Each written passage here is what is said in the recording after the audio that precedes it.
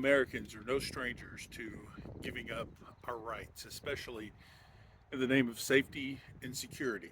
It seems like every day we're asked to give up more and more freedoms, but this one goes possibly just a step too far. Last week, the Associated Press uncovered a story where honest, hardworking, good American citizens were pulled over, detained, searched, and questioned by CBP, Customs and Border Protection. Now, they were originally pulled over by their local law enforcement at the request of Customs and Border Protection. Why? Because they were just simply out of their norm.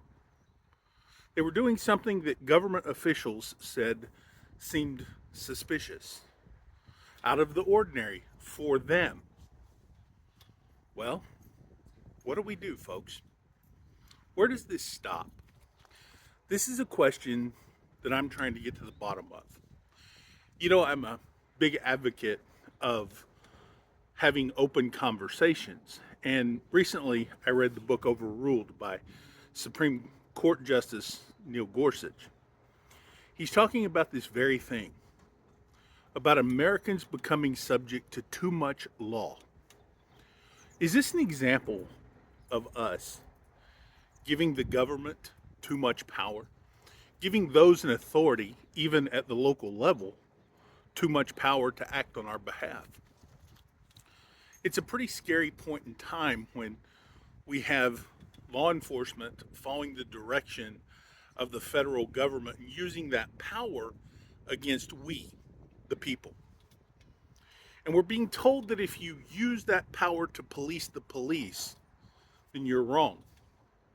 Now, I don't know about you, but I don't know of one true, honest to God Republican that would be okay with this being allowed to happen in America. Why?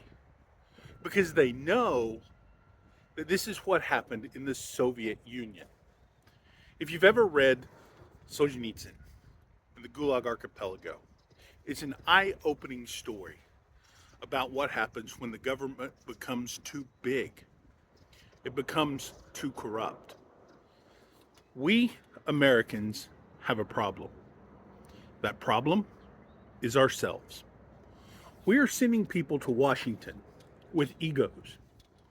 We're sending people to our city hall who aren't willing to hold the powerful accountable because it makes you somebody, a big fish in a really small pond. We're not holding our police departments accountable. We're not holding our president accountable. We're not holding our Senate accountable. We're just kind of letting things go the way of the Soviet Union. And we're doing it in the name of safety and security. What do you say about that? I want to know from people from both sides of the political spectrum. If you identify as a Republican, are you okay with this happening? Are you okay sacrificing your freedoms for security? Haven't we already done that enough? You remember the Patriot Act? The Patriot Act. Yeah, that was ours. Republicans had to own that. Now, you could argue that this is one of those times. Maybe there is an invasion happening just a few miles away here on the border. Or maybe there's not. Perhaps there never was. We'll never know the truth. But as somebody who's lived down here my whole life, I've never seen an invasion. And if people are honest, they'll tell you the same thing. And I mean honest, not just honesty according to their party and to validate their own viewpoint, but real, genuine honesty. You see, this is the problem. America has gone off the deep end. We've fallen off the cliff. We're off the res, as they might say, because we've allowed people to have too much power. Cameras. I'm sitting right here looking at one. Looking at me. You don't know whether or not that camera is broadcasting to a police department or whether or not the police can have access to that off of a mere suspicion if somebody gives it to them. And they can use this things like these flock cameras. You know what I learned about flock? You know what they do? They use your local small town police chief or your friend, on the police department as their salesman to come out and sell the local community that these are safe and they're for your protection. So did the Soviet Union. That's how they began to mistrust priests, police, firemen, your next door neighbor. You see, this is not the spirit of America. It's the spirit of communism. And as we see today, our Republican Party is spreading not communism, but the Soviet belief, the belief in a controlled state, while selling us the idea of draining the swamp. That's a scary moment in history when the most free nation in the world's greatest experiment, is finally taking a turn for the worse. Are you ready?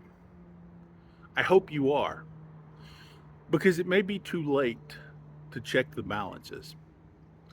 It may be too far gone to correct, because we've let politicians scare us. We've let people breed fear into our society. We've replaced common sense with cameras. I want to know, are you okay with that? Are you okay with being policed to no end? Giving the authorities the authority to pull you over without reasonable suspicion, justifiable reasonable suspicion, just to question you because you're out of your norm? Maybe you went to McDonald's instead of going to Burger King. Did you go to Burger King to pick up drugs? What did you do? You did something. That's a scary thought. That's a scary thought. And we're just going to stand by and allow that to happen because we're scared. We're going to allow that to happen so we can be right. We're going to allow that to happen so our party can win. We're going to allow that to happen so we can keep from being told we fucked up. Welcome to the Soviet Union and other countries that do this. I am not. I am not. And I expect to knock on the door anytime for speaking out about it. Because I'm not going to salute to a flag, a man, or a badge. Not going to happen. Not until that flag starts acting like that flag again. And I have a problem with that.